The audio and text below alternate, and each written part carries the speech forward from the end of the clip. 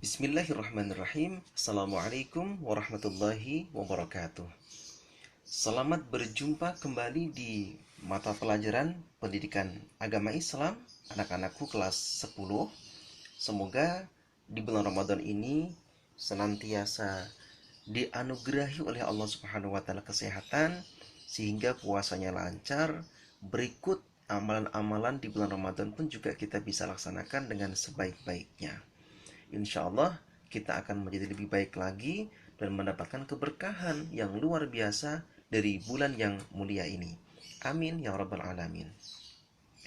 Anak-anakku semuanya, pada sesi kali ini kita akan mengkaji bersama-sama bab tentang nikmatnya mencari ilmu dan indahnya berbagi pengetahuan.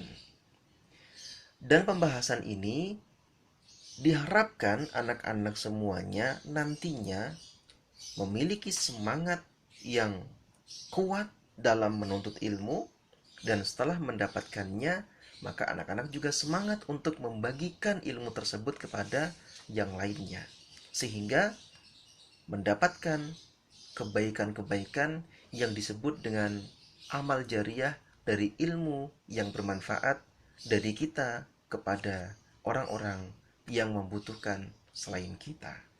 Oleh karena itu, kita harus mencoba untuk menata niat baik-baik dan selalu menjaga motivasi kita agar senantiasa senang, bahagia, dan selalu haus tentang ilmu pengetahuan.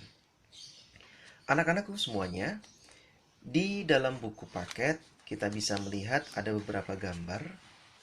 Yang pertama yaitu gambar seorang peserta didik yang sedang serius mengikuti pelajaran dalam kelas. Pastinya ditemani juga oleh rekan-rekan yang lainnya. Gambar yang kedua, ini adalah salah satu hasil perkembangan ilmu pengetahuan dan teknologi, yaitu monorail, yang kita mungkin juga pernah melihatnya di kota besar seperti Jakarta. Kemudian, gambar yang ketiga anak-anak, ini adalah sebuah gedung opera dan harbor bridge. Dan ini adalah perkembangan arsitektur modern hasil karya pemikiran manusia. Anak-anakku semuanya, jikalau kita berpikir kemudian menyikapi perkembangan ini, maka selayaknya kita berpikir positif dan bisa meniru. Inilah contoh bahwa manusia itu telah menggunakan akal yang dianugerahkan oleh Allah Subhanahu wa taala dengan baik, sehingga hasilnya pun positif. Karena banyak manusia yang mereka itu dianugerahi akal oleh Allah Subhanahu wa taala namun tidak menggunakannya dengan bijak.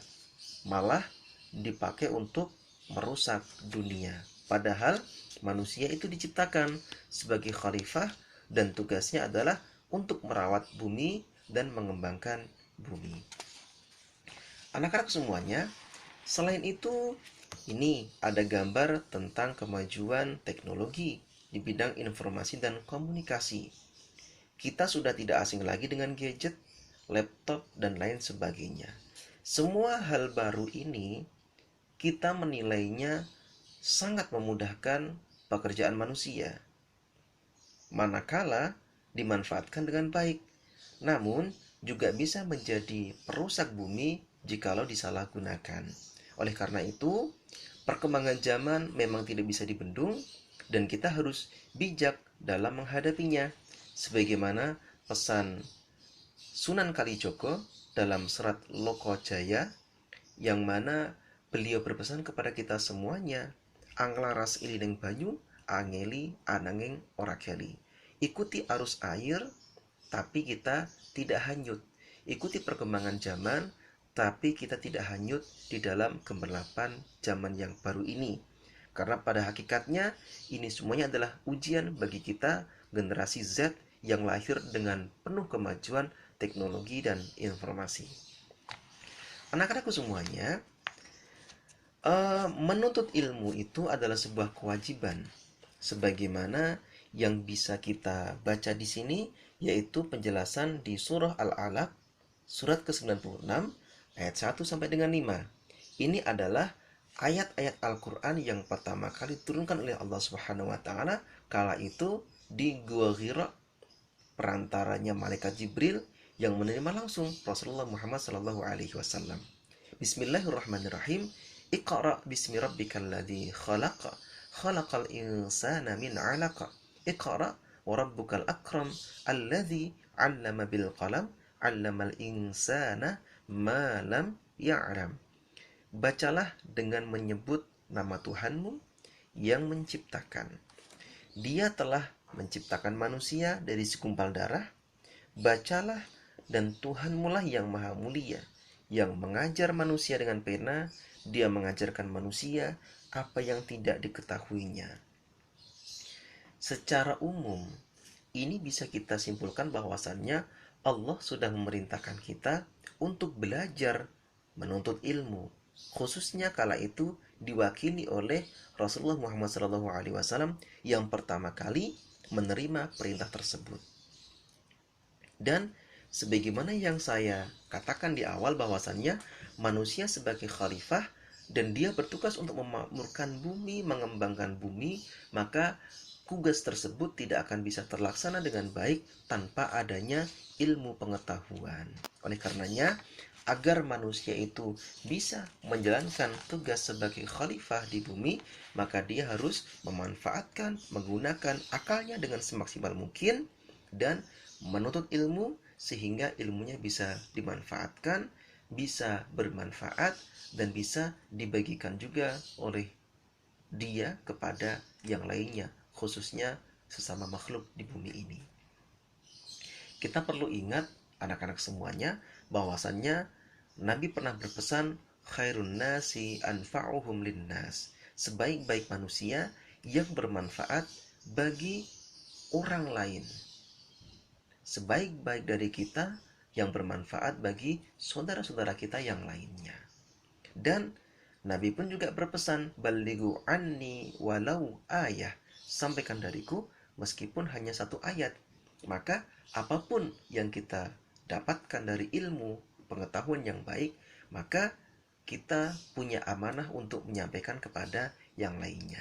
Dan ini merupakan amal jariah yang tidak terputus pahalanya meskipun besok sudah meninggal dunia kita. Dan ini adalah sebagaimana yang dipesankan oleh Rasulullah SAW. Ada 3 hal yang tidak akan terputus meskipun kita sudah meninggal. Pertama, sedekah jariah. Yang kedua, ilmun yuntafa'u bihi. Yang ketiga, waladun salih yad'u lahu. Kita berjibaku, berperan untuk memberikan kebaikan dari usaha pemikiran kita, yang itu merupakan amal jariah, bisa dimanfaatkan untuk khalayak umum. Yang kedua, ilmu yuntafa'u bihi, ilmu yang bermanfaat, dan ilmu itu ternyata tidak akan terputus.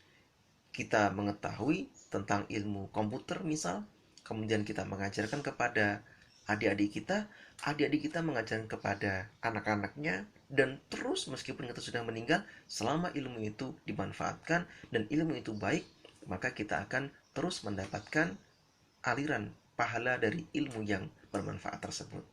Yang ketiga adalah waladun salih yad'u lahu, anak soleh yang mendoakan kedua orang tuanya. Maka dari itu, anak-anak semuanya, meskipun orang tua jauh, meskipun orang tua terkadang galak menurut kita, tapi pada dasarnya, pada hakikatnya, mereka itu sayang kepada kita. Mari kita doakan mereka, entah itu beliau masih hidup ataukah besok jika sudah meninggal. Setiap sholat sebagai anak yang soleh atau solihah, ciri-cirinya adalah selalu membaca doa Allah maghfirli wali walidayya warhamhuma kama rabbayani shaghira. Baik anak-anak semua, kita lanjutkan. Ilmu yang kita pelajari ada beberapa macam. Berikut hukumnya. Ada yang hukumnya fardu kifayah, ada yang hukumnya fardu ain. Fardu kifayah seperti hukum ketika merawati jenazah. Jikalau sudah ada yang merawati, maka yang lainnya gugur kewajiban. Ilmu-ilmu juga ada yang fardu kifayah. Jikalau sudah ada yang mempelajari, maka yang lainnya tidak diwajibkan. Misalnya ilmu kedokteran, perindustrian, ilmu falak, eksak, ilmu tentang pariwisata, perkantoran, pemasaran, multimedia, penyiaran. Itu tidak semua orang wajib menguasainya. Karena apa? Tidak mungkin dong kita semua jadi pedagang. Tidak mungkin dong kita semua jadi presenter. Tidak mungkin dong kita semuanya kerja di kantor. Oleh karena itu, bagi yang sudah mempelajari, maka cukuplah, yang lainnya tidak diwajibkan. Ini yang namanya ilmu yang hukumnya fardu kifayah mempelajarinya. Yang kedua, ilmu yang hukumnya fardu ain mempelajarinya. Apa saja? Ini adalah ilmu-ilmu yang berkaitan dengan akidah, dengan agama kita. Ilmu mengenal Allah Subhanahu wa taala, mengenal sifat-sifatnya, tata cara beribadah, dan lain sebagainya. Ini adalah ilmu-ilmu usuliyah, ilmu-ilmu pokok yang kita harus pelajarinya, dan inilah ilmu hakiki yang menjadi model kita untuk bisa selamat dalam menjalani kehidupan dunia hingga akhirat nanti. Maka siapapun itu, apapun profesinya, dia harus mempelajari ilmu ini. Ilmu tentang tauhid, mengenal Allah, sifat-sifatnya. Berikut juga ilmu tentang keimanan, keislaman, perbuatan baik yang kita lakukan, yang mana syariah itu semuanya telah dianjurkan, bahkan diwajibkan atau diperintahkan oleh Allah Subhanahu wa taala dan Rasulnya, dan kita harus mengetahui apa saja yang dilarang olehnya. Sehingga ilmu ini benar-benar bisa kita terapkan, kita pahami dengan baik, sehingga kita bisa selamat fid dini wad dunya wal akhirah. Anak-anakku semuanya, berikutnya di sini ada beberapa keutamaan orang-orang yang menuntut ilmu. Yang pertama adalah diberikan derajat yang tinggi di sisi Allah Subhanahu wa taala. Yang kedua, diberikan pahala yang besar di hari kiamat. Yang ketiga, merupakan sedekah yang paling utama. Kemudian, yang menarik lagi anak-anak semuanya, lebih utama daripada seorang ahli ibadah. Nah, dalam hal ini juga ditambahi dengan pahala yang banyak sekali yang diberikan bagi mereka para pencari atau penuntut ilmu, yaitu lebih utama dari sholat 1000 rakaat. Nah, kalau kita di Ramadan ini menjalankan ibadah sholat sunnah tarawih, ada yang 23 rakaat, ada yang 11 rakaat dengan witirnya, maka kalau adik-adik atau anak-anak semua merasakan capek, maka menuntut ilmu itu lebih utama dari sholat 1000 rakaat. Ya. Berapa kali kita sholat tarawih? Ramadan pun hanya setahun sekali, dan kalau dijumlah tidak ada 1000 rakaat. Maka menuntut ilmu itu pahalanya lebih utama dari sholat 1000 rakaat. Luar biasa. Namun kita harus kembalikan kepada diri masing-masing. Jangan sampai niatnya salah dalam mencari ilmu. Berikutnya diberikan pahala seperti pahala orang yang sedang berjihad fi sabilillah. Kemudian selain di hadis ini, anak-anak bisa baca, Rasulullah pun juga bersabda, man kharaja fi talabil ilmi kana fi sabilillahi hatta yarji'a. Barang siapa yang keluar mencari ilmu, maka dia termasuk fi sabilillah, jihad fi sabilillah. Maka anak-anak sekolah ini juga berjuang. Jadi berjihad itu tidak harus dengan perang. Anak-anak belajar dengan rajin, itu pun juga termasuk jihad fi sabilillah. Kemudian berikutnya dinaungi oleh malaikat pembawa rahmat dan dimudahkan menuju ke surganya Allah Subhanahu wa taala. Anak-anakku semuanya, nah, kita harus pahami betul-betul bahwasannya ilmu itu merupakan sebuah hal yang mutlak untuk kita cari, karena Allah pun sudah memerintahkan. Tidak mungkin manusia akan jaya, manusia berhasil, manusia mulia tanpa ilmu. Untuk mengetahui hal-hal terkait duniawi harus dengan ilmu. Mengetahui tentang akhirat harus dengan ilmu. Kalau ingin kita tahu dan berhasil dunia hingga akhirat, maka kita harus berlandaskan ilmu. Dan di sini sebagai penutup ada salah satu ayat Al-Qur'an, yaitu di surah At-Taubah ayat 122. Allah berfirman, A'udzubillahi minasyaitonirrajim. Bismillahirrahmanirrahim. Wa ma kanal mu'minuna liyanfiru kaffah falaula nafara min kulli firqatin minhum ta'ifatun liyatafaqahu fid din waliyunziru qaumahum idza raja'u ilaihim la'allahum yahdharun. Tidak sepatutnya orang mukmin itu semuanya pergi ke medan perang. Kala dulu kan masih usum perang, ya masih banyak peperangan. Mengapa sebagian dari setiap golongan di antara mereka tidak pergi untuk memperdalam pengetahuan agama mereka dan untuk memberi peringatan kepada kaumnya apabila mereka telah kembali agar mereka dapat menjaga dirinya. Ini adalah sebuah perintah sekaligus sebuah strategi yang Allah ajarkan kepada kita. Tidak semua orang itu harus berperang kala itu, namun sebagian diperintahkan untuk pelajari ilmu. Karena apa? Kalau semua berperang, nggak ada yang belajar, maka akan ketinggalan ilmu pengetahuan, dibodohi nanti. Tapi sebagian belajar, sebagian perang. Yang perang pulang diajari sama yang lebih tahu. Oleh karena itu, Islam bisa maju karena mereka menjaga ilmu pengetahuan dan akidahnya. Contoh lagi di Jepang, pasca Hiroshima Nagasaki, kejadian bom atom, maka yang dicari adalah guru-guru. Masih ada berapa yang masih hidup berapa. Karena apa? Mereka yakin jikalau ilmu pengetahuan maju, guru-gurunya berperan baik, maka bangsa itu akan menjadi bangsa yang bisa balas dendam dalam hal kebaikan. Maksudnya bisa kembali pulih, kembali tumbuh, dan maju bahkan melebihi bangsa-bangsa yang lainnya. Terbukti saat ini Jepang merupakan negara maju. Anak-anakku semuanya, kita cukup bisa memahami dari beberapa hal yang kita pelajari bersama-sama di depan tadi.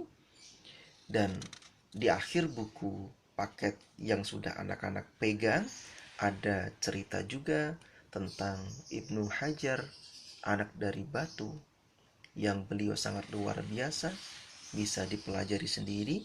Dan untuk penerapannya silahkan anak-anak juga bisa baca dan terapkan di kehidupan sehari-hari. Yang pasti jadilah orang yang mencerminkan orang berilmu. Orang berilmu itu tidak sembrono dalam berbuat.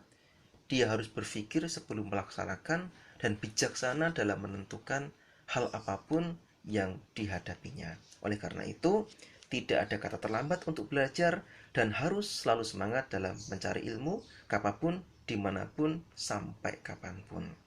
Saya kira cukup ini penjelasan singkat dari saya tentang menuntut ilmu. Oleh karena itu, mari anak-anak semuanya kita pahami sekali lagi, kita resapi sekali lagi, kemudian kita terapkan dalam kehidupan sehari-hari kita. Karena apa? Mencari ilmu itu pada hakikatnya nikmat dan membahagiakan, apalagi kita hidup damai dengan ilmu, selamat dunia hingga akhirat, maka itu merupakan sebuah kenikmatan yang tak terhingga. Terima kasih, mohon maaf, semoga bermanfaat. Wassalamualaikum warahmatullahi wabarakatuh.